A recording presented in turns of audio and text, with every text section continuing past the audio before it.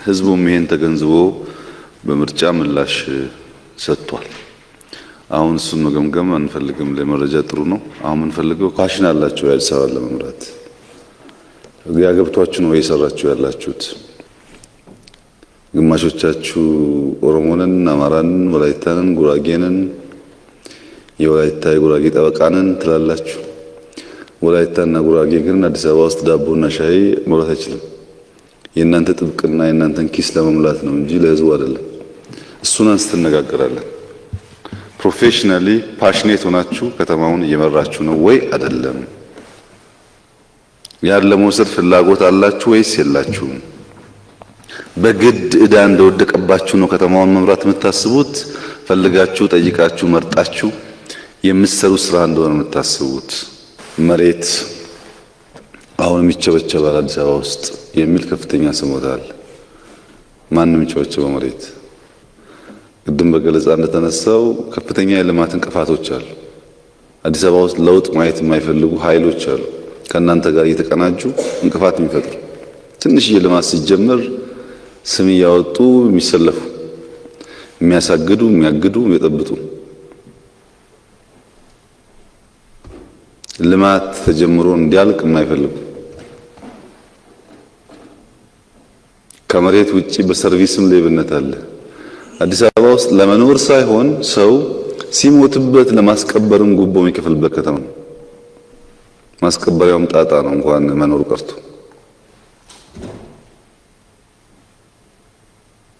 እና መሬት ችግር አይደለም ያለው፣ መሬት ማስተዳደር ነው ያልቻልነው እኛ። በእናንተው መሬት በእናንተው ባንክ ሀብት የፈጠሩ ሰዎች ዩቲዩብ እየቀለቡ አጀንዳ እየፈጠሩ የሚረብሹበት፣ ሌብነታቸውና ሀብታቸው እንዲደበቅ ህዝቡን የሚያምሱበት፣ ምስኪኑ ድሃ ደግሞ የሚሰቃይበት ከተማ ነው። እና ሊደርሺፕ አሁን 9 ወር 8 ወር ገደማ ሞልቶታልና ፓሽኔት ሆኖ ነው ወይ ስራውን እየሰራ ያለው? እንደሚያልቅ ጊዜ ነው? ቋሚ ኮንትራት በቃ እናንተ የእድሜ ልክ ናችሁ? ሞናርኪ ነው? አንዴ ተቀምጣችኋል ማንም አይነካችሁም ማለት ነው ወይስ ጊዜ አለ? ያ ገብቶን ነው ወይ ስራ ያለ ነው? በየዕለቱ ስንት ደሃ ነው ዳቦና ሻይ እንዲያገኝ እያደረግን ያለ ነው እኛ? ትናንሽ ነገስታት ነው አዲስ አበባ ውስጥ የፈጠርን ያለው በየክፍለ ከተማው በየቢሮ ማይነኩ አይነኬዎች ነው ወይስ ቲም ሆኖ የህዝቡን ችግር የሚፈታ ከተማውን አንድ ስቴፕ ወደፊት የሚወስድ ስብስብ ነው?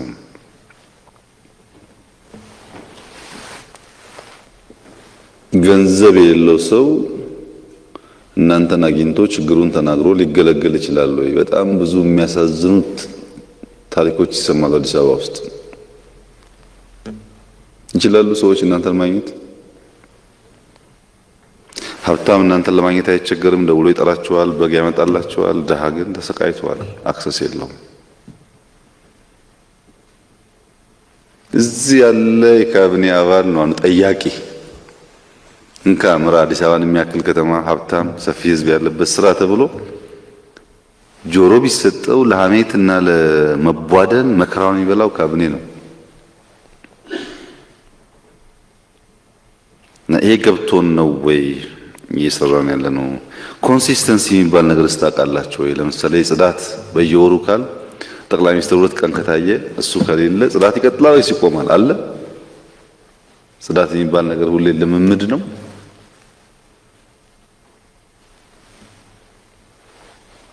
ሃውሲንግ ላይ ያለብን ችግር ለሃይ ራይዚንግ ነው የምትሰጡት ወይስ መሬት እየወሰዱ ለሚሸጡ ሀብታሞች ነው ሪል ስቴት እያላችሁ ቦታ የምታደሉት? እና የሃውሲንግ ችግር ለመፍታት የባንክ ብድር ምናምን አይፈታውም። ወደፊትም ፕራይቬት ሴክተር ነው ኢንቮልቭ ማድረግ ያለበት። ለዛ ምቹ ነገር እየተፈጠረ ነው ወይ? ፕሮጀክቶች ፕሮፐርሊ ፎሎ እናደርጋለን ወይ? አንዳንዶቻችሁ ፕሮጀክት አካባቢም ድርሽ የማትሉ አዲስ አበባ ውስጥ ምን እንደሚሰራ የማታውቁ ፕሮጀክቱ ካለቀ በኋላ የፕሮጀክቱ ባለቤት ለመሆን መከራችሁን የምታዩ ናችሁ። ለምሳሌ ኮንቬንሽን ሴንተር ሲኤምሲ ያለ ስንቶቻችሁ ናችሁ ሄዳችሁ ያያችሁት? ከካቢኔ አባላት ምን ላይ ነው ያለው? ምን ላይ ነው ያለው? መናገር የሚችል ከእናንተ ውስጥ ስንት ሰው ነው? አድዋ 00 ማን ናችሁ ሄዳችሁ ያያችሁት? ምን ላይ ነው ያለው? በጣም የሚደንቀው ነገር ከዚህ ቀደም ይመስለኝ እኔ ሆስፒታል ለመስራት የሚፈልግ ኢትዮጵያዊ የለም፣ ገንዘብም ችግር ነው፣ ሁሉም ችግር ነው፣ ከውጭ እናምጣ ነበር። ግን አይደለም። አሁን የገባኝ ነገር እኛን አንቀን የያዝናቸው እንጂ ሐኪሞች ተደራጅተው የሚደንቅ ሰርቪስ ይሰጣሉ። ለምንድን ነው እነዚህ ሰዎች እኛ ደግፈን ሆስፒታል ከፈለግን ኢንቨስት ማድረግ 10% 20% ወስደን ለምን አብረናቸው ኢንቨስት እናደርግ? የሚሰራ ሰው ነው ችግሩ ወይስ እኛንን ስራ የሚሰሩ ሰዎች ዘርና ደም ምናምን ስንቆጥር እየዋል የሚሰሩ ሰዎች እንቅፋት እየፈጠርን ያለነው? እነዚህን ጉዳዮች ገባ ብለን እንድናይ ነው። ካቢኔ የሰበሰቡ በየጊዜው መነጋገር ጊዜውም ፍላጎቱም አሰራሩም የለም። ግን አዲስ አበባ የብዙ ነገሮች ማሳያም የብዙ ነገሮች ብልሽት መፈጠሪያም ስለሆነ ዘሆል ካቢኔውን ሰብሰብ አድርገን ብንነጋገር ይሻላል ነው። የመጀመሪያው ሐሳብ አዲስ አበባ ከተማ ውስጥ ለውድድር ስትቀርቡ አዲስ አበባ የምግብ ችግር፣ የመንገድ ችግር፣ የቤት ችግር፣ የሰርቪስ ችግር የሌለባት ከተማ ስለሆነች ገብቼ ዘና ብዬ ጥሩ ደሞዝ አግኝቼ መኖር ነው ብሎ የመጣ ሰው ከእናንተ ውስጥ ያለ አይመስለኝም።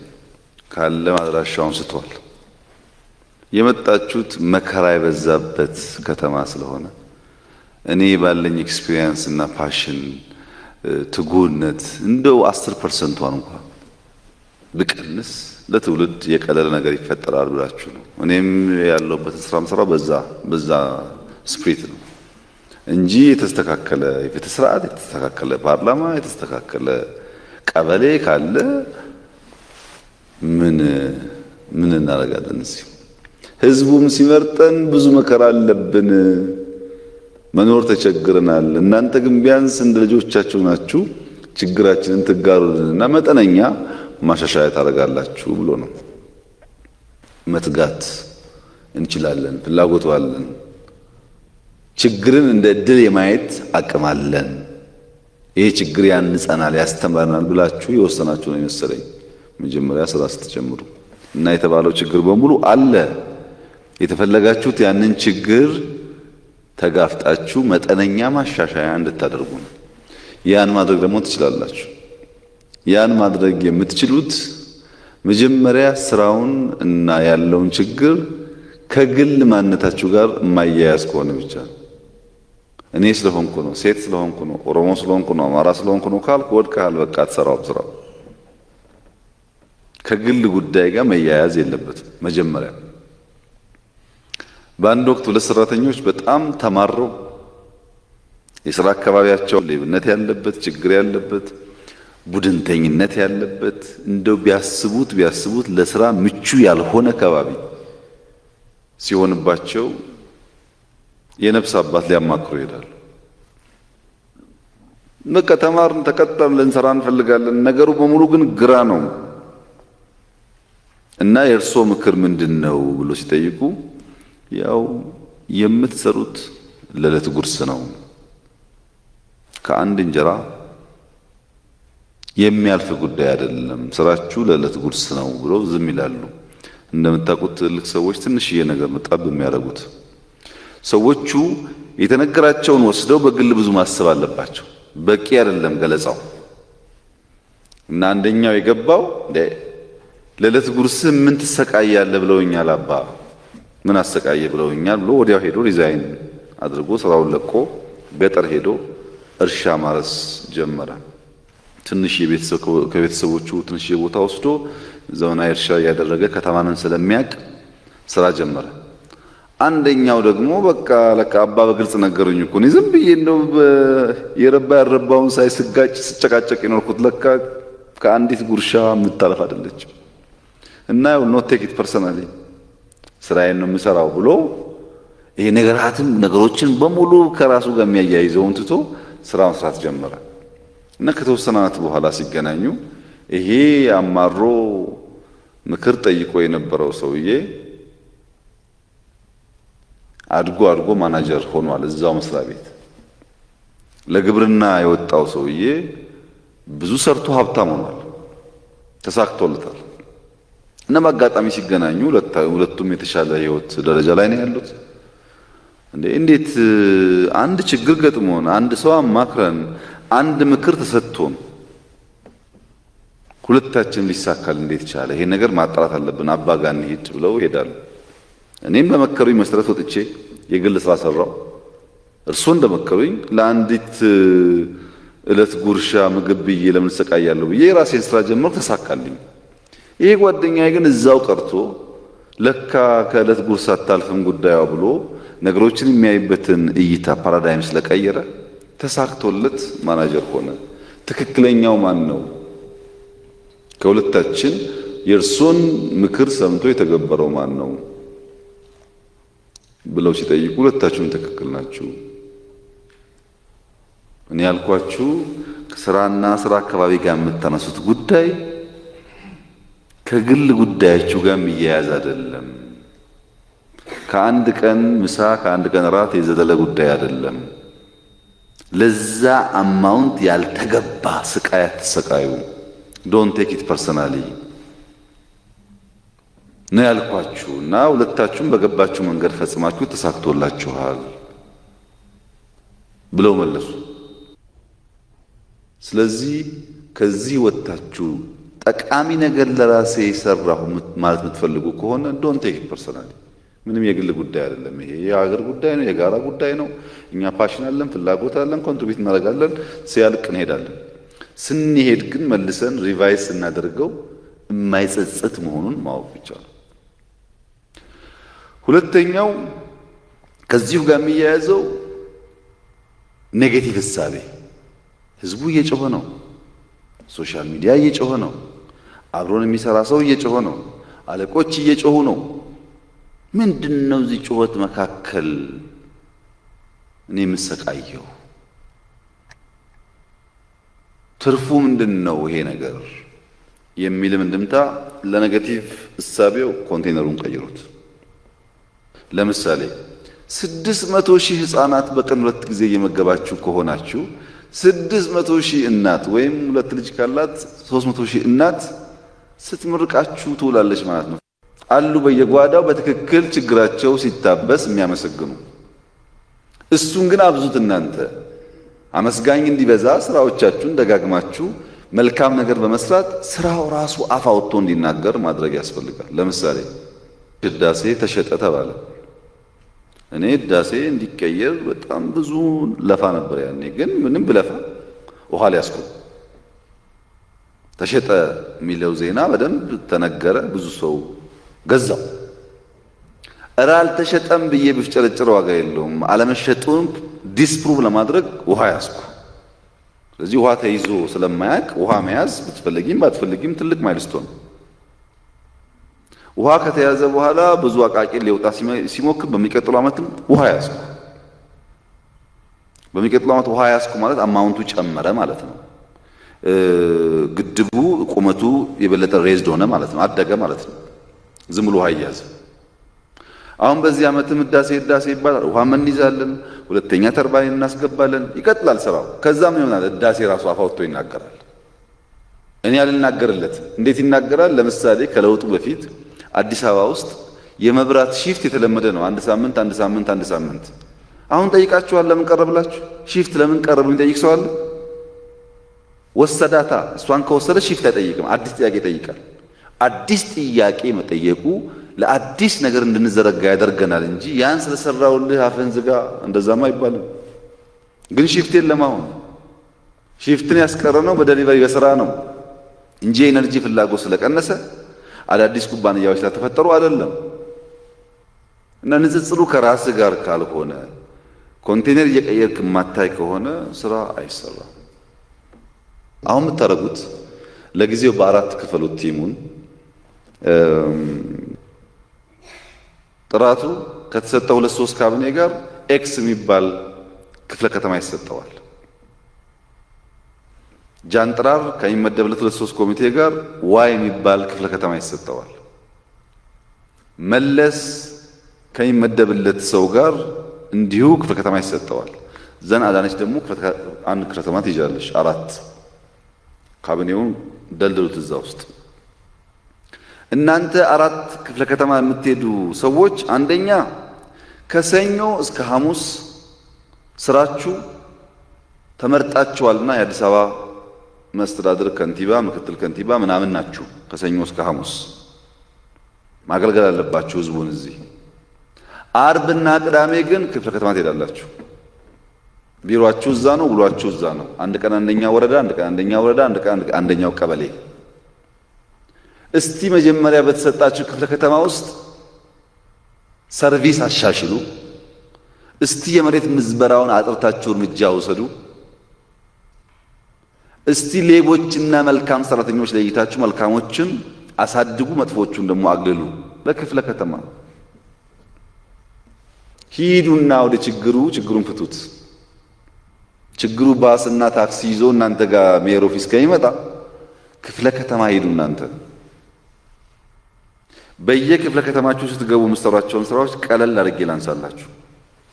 አንድ ዳቦ መጀመሪያ በፕራይቬት ሴክተር ሸገር ዳቦ የሚባል ጀመርን። በኋላ ደግሞ በእርዳታ ዳቦ ፋብሪካ ተሰሩ። አዲስ አበባ ላይ 5-6 ብትሰሩ በጣም ብዙ ችግር ይቀንሳል። 5-6 የግድ ሳይዙ እንደ ሸገር መሆን እንደ ብርሃን መሆን የለበትም። አነስ ያለ ቢሆን ማለት ነው። ሁለተኛ የከተማ እርሻ አይደለም፣ የጓሮ እርሻ። አዲስ አበባ ራሱን ለመገብ ከበቂ በላይ ቦታም ውሃም አለው። የጓሮ እርሻ በመለስ ክፍለ ከተማ ውስጥ የጓሮ እርሻ ዛሬ የት እንዳለ ከ2-3 ወር በኋላ የት እንዳለ በአካል ሄጄ ማየት እፈልጋለሁ። ስንት ሌባ ገምግሞ በክፍለ ከተማው ከለየ በኋላ ለዋናው ኮሚቴ ያቀርብላቸዋል። በኔ ክፍለ ከተማ 10 ሌባ አግኝቻለሁ ብሎ ያቀርባል፣ ብቻውን እንዳይወስን። በኔ ክፍለ ከተማ በእያንዳንዱ ጓሮ መደብ አሰርቻለሁ፣ እርሻ አሰርቻለሁ ይላል። በኔ ክፍለ ከተማ ያለው ሀብታም አስተባባሪ ዳቦ ፋብሪካ ሰርቻለሁ ይላል። በኔ ክፍለ ከተማ ካለው ስራ ውስጥ የአቅርቦት ችግር ስላለ 3 መኪና አስገዝቼ ከአሰላ ከባህር ዳር ከምናምን ስንዴ አምጥቻለሁ ይላል። እዚህ ከሌለ አምጡ ካለበት አለ ስንዴ። አሁን ዛሬ እንኳን እየተዘራ ነው። ሰከንድ ራውንድ ባሌ ብትሄድ በሙሉ እየታረሰ ነው ያለው ዛሬ። አሁን ክረምት ደግሞ 1 ሚሊዮን ሄክታር እናስገባለን። የጀመርነው ሳይቋረጥ እየገባ ነው ያለው። ለምንድነው ታዲያ ስንዴ የማይናገረው ያላችሁ እንደሆነ ዋጋው ዝቅ ብሎ በየቦታ አቬሌብል ሆኖ ኤክስፖርት አድርገን እራሱን መናገር አልጀመረም። እኛ እናውቃለን ለውጡን። ስንዴው ግን ራሱ ማውራት እስኪጀምር ድረስ መቀጠል አለበት እንቅስቃሴው። አቅርቦትም በዚህ መንገድ ማድረግ። የእሁድ ገበያ ቅድም ያነሳችው አዳነች በመለስ በጥራቱ በጃንጥራር ባዳነች ከተማ ውስጥ ምን ያክል ሰፋ የሚለውን በሚቀጥለው ግምገማችን እናያለን። ቢሮ ተቀምጠህ ኮብራህን ሰው እየነዳልህ አንተ ከኋላ በር እያስከፈትክ አዲስ አበባ መቀየር አትችልም። ፒካፕ እየነዳ ነው የምትቀይረው አዲስ አበባ። የሚያለቅስ ህዝብ እየመራህ የተንደላቀቀ ነገር እያሰብክና በስብሰባ ማዕት ታጅበህ እንደዛ አይሆንም። አሳዩ በከተማ ገብታችሁ አሁን ከዛ በኋላ ነው አሁን የምትሉትን ነገር መልሰን ማየት የምንጀምረው። ማዕድ ማጋራት በእያንዳንዱ ክፍለ ከተማ ያሉ ሆቴሎች፣ ያሉ ምግብ ቤቶች፣ ሻይ ቤቶች ከተረፋቸው ነገር ፕሮፐርሊ ቢያካፍሉ ስንት ሰው በልቶ እንደሚያድር መገመት አትችሉም። ሁሉ አይሁን ግድ የለም 1500 መግቡና የማንችለውን ቀስ እያልን እንደርስበታለን። በእናንተ ክፍለ ከተማ ማዕድ ማጋራት ካልቸር ይሁን፣ ልክ ህፃናት እንደመገባችሁት ማለት ነው። አሁን ከ15-20 ቀን በኋላ አዲስ አበባ ውስጥ የአቅመ ደካሞች ቤት ማፍረስ እንጀምራለን ለክረምቱ። ለምሳሌ የመደመር መንገድ መጽሐፍ ተሽጦ ካስገኘው ገንዘብ ድሮ ትምህርት ቤት የሚሰራበትን ለአዲስ አበባ ከተማ ከ15 እስከ 20 ሚሊዮን አሎኬት አድርጌያለሁ ነው አንድ 20-30 ፋሚሊ ቤት ለመስራት። አስተባብረ 10 ሰው 5 ሰው ቤት ስራ አፍርሰ እነሱ አሮጊቶች ዝም ብሎ የሚተኙ እንዳይመስል ማታ ማታ ዝናብ ሲቀርላቸው ስምህን ልጆችህን ምናምንን እየጠሩ እየባረኩ ያድራሉ። እሱን ሳታደርግ ስለ ሃይዌይ ብናወራ ስለ ምናምን ብናወራ ምን ዋጋ አለው? የድሃ ቤት አፍርስና ስራ። በጀቱ አይበቃም። ለምነ ስራ፣ አስተባብረ ስራ። አሁን እዚህ ያለ ካቢኔ 20 ሰው 30 ሰው እያንዳንዳችን 5 ከሰራን 50 ቤት ሰራን። 10 ከሆነ ደግሞ በጣም ብዙ ቤት እንሰራለን ማለት ነው። እንደዚህ እያደረግን ሰውን ወደ ስራ እያስገባን እየለመነ የችግረኞችን ነገር ይፈታ ከሆነ ያ ሲሰበሰብ የአዲስ አበባ ችግር እየተፈታ ይሄዳል። ቁጭ ብለን የምንጠብቀው የሆኑ ሰዎች እንዳይኖሩ አረንጓዴ አሻራ ቀደም እንዳነሳቸው ነው። ጽዳት ኮንቲኒየስ መሆን አለበት። የዛሬ 2-3 ዓመት አዲስ አበባ ማየት ብርቅ ነው። ንጹህ መንገድ ማየት ብርቅ ነው። አሁን አንዳንድ ሰዎች ንጹህ እየሆነ ነው ብለዋል። ገና ብዙ አይጠበቅብናል። ይሄን ቀድሞ ቆሻሻ ላዩ ሰዎች እነሱ ያድንቁ፣ እኛ ደግሞ ወደሚቀጥለው ሌየር እንዘርጋ። የሚቆም ነገር ከሆነ አይሆንም። የመኪና አልቦ ቀን ካር ፍሪ ዴይ የተጀመረ ነበረ። በጣም አዲስ አበባ ያስፈልጋል መኪና የማይነዳበት ቀን። አብዛኛው የአዲስ አበባ ዋና ቦታ በእግር የሚኬድበት ቀን ያስፈልጋል። ነዳጁም ችግር ነው። ጤናማውን ኢሹ እየሆነ ነው። ቸርቸር ጎዳና ብቻ ሳይሆን ዋና ቦታዎች በሽተኛ አምቡላንስ ምናምን የሚባሉ ሰዎች ፍቃድ ያላቸው ካልሆነ መስተቀረ በእግር የሚኬድበት ቀን ማስፋት ያስፈልጋል። ይህንን ካልቸር ሌላው አደገኛ ነገር ሜንቴናንስ። አሁን ቢሮአችሁ በጣም ነው የሚያምረው። ሜንቴን ካልተደረገ ግን ቢሮአችሁ ይበላሻል። ሜንቴን መደረግ አለበት፣ መጠበቅ አለበት። ቸርቸር ጎዳና ላይ የተሰራው ስራ በጣም ጥሩ ነው። የሚቀር ነገር ካለ እያደገ ይሄዳል። ግን ሜንቴን መደረግ አለበት። ሰርቶ መሄድ ከሆነ ዋጋ የለውም። ሰስቴን የሚያደርግ የሚቆይ ነገር መሆኑን በዛው ኳሊቲ በዛው ሰርቪስ መጠን የሚቆይ መሆኑን ማረጋገጥ ያስፈልጋል። እነዚህ የድሃውን ኑሮ የሚቀይሩ ነገሮች ፕራይመሪሊ የሚጠብቀው 4 ከተማ ነው። ያዳነች፣ የመለሰ፣ የጃንጥራር፣ የጥራቱ። እነዚህ ያለ ከተማ ውስጥ ዳቦ ተፈቶ የጓሮ አትክልት ተስፋፍቶ ጽዳት በስቶ ማዕድ ማጋራት ልማድ ሆኖ ከአንድ 5-6 ወር በኋላ መልካም ተሞክሮን ቀስማለን ከእናንተ ክፍለ ከተማ እና እያንዳንዱ ሰው ጭቃ ሲያቦካ ነው ጭቃ ማብኳት አስቸጋሪ መሆኑ የሚገባው። ስራ አብኩተ ስራና ሳይ ቁጭ ብሎ እንደዚህ ነው ምናምን ምን ይሰራልኛል ነገር ስንጠቃ ዴሊቨሪ ውጤት ነው የምፈልገው። ይሄን በእናንተ ክፍለ ከተማ ይታያል። ማን ስራ እንደሚሰራ አያለው። ደግሞ መጣለው ችግር የለውም እንደምታውቁት ስለሆነ ይሄን ካደረጋችሁ በኋላ ይሄ ካቢኔ ትምህርት ይማርና ይሰፋል ማለት ነው። እስቲ እናንተ አራታችሁ ስሩና ይሄ አስተባባሪ ይሄ ምናምን ጫረታ ተውና ግቡና ስራውን ስሩት። ሁለተኛ ፕሮጀክት እስካሁን ያወራሁት የድሃውን ኑሮ ለማቃለል በምግብ ኤሪያ ያለውን ችግር በእያንዳንዱ ክፍለ ከተማ የሚሰራውን ፕሮቶታይፕ ነው። ፕሮጀክት በሚመለከት ሃውሲንግ ማድረግ ያለባችሁ አዲስ አበባ በየክፍለ ከተማ ያለውን ቦታ ይለይ። ከለየ በኋላ ሃይ ራይዚንግ G+20 ምናምን ያውጣ ጫረታ። ጫረታው ምንድነው? ለምሳሌ ኢንቨስት የሚያደርገው ሰው መለስ ከሆነ ለአዲስ አበባ ከተማ 30% ከገነባው ቤት ውስጥ ይሰጣል። በነፃ ነው መሬቱን የሚወስደው። ይገነባል G+20 ሺህ ቤት 5000 ቤት 1000 ከገነባ 300 የአዲስ አበባ ነው። 10000 ከገነባ 3000 የአዲስ አበባ ነው። አዲስ አበባ ቅድም እንዳነሳችሁ ይፈልዳ ይፈልግ በራሷ ስራ ይሰራበታል እሱ።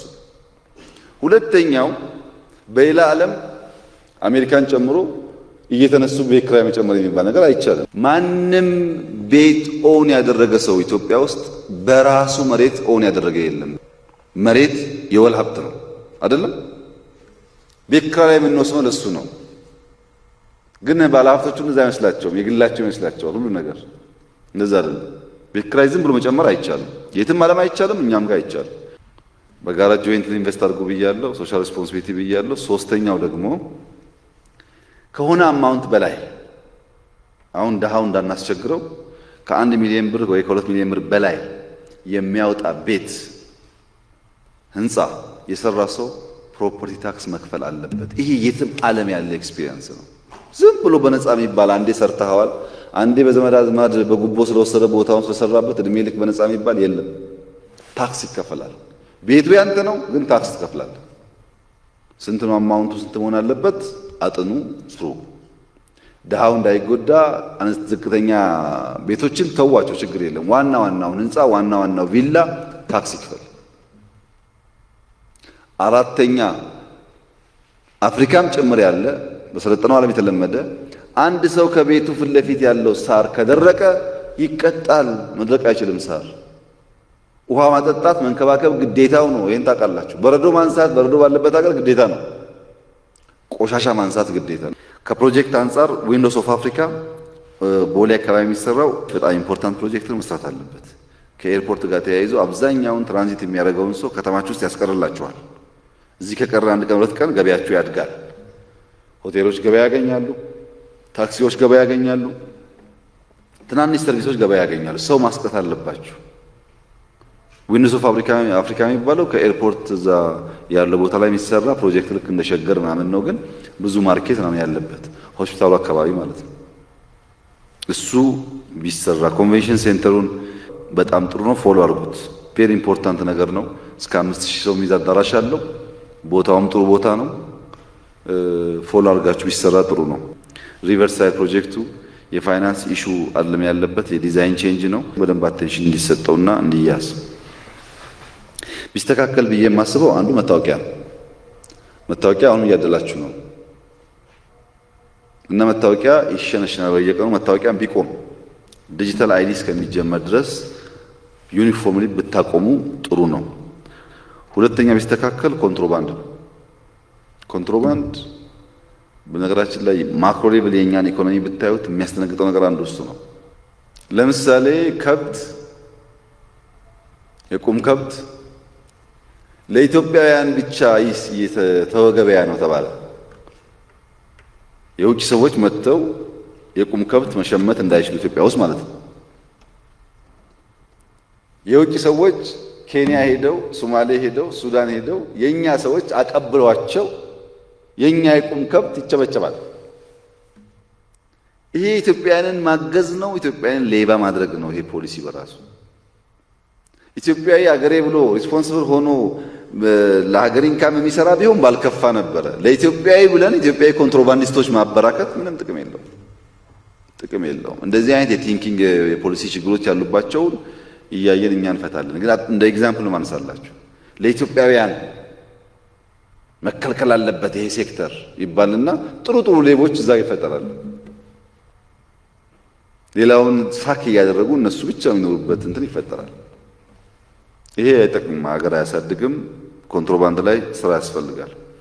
ሌላው ስታንዳርድ የኮንስትራክሽን ቢሮ ያነሳችው የሚመለከታል፣ ሁላችሁ ይመለከታችኋል።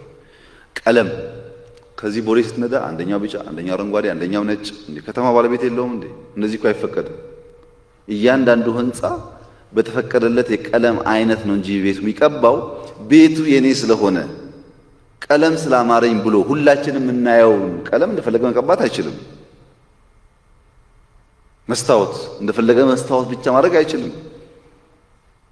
ዥንጉርጉር ነው የምታዩት ህንፃ ከተማ ውስጥ። ይሄንን ማየት ያስፈልጋል። ክፍለ ከተማ ስትሄዱ አንዱ የምታደርጉት ነገር ይሄ ስለሆነ አዲስ አበባ ላይ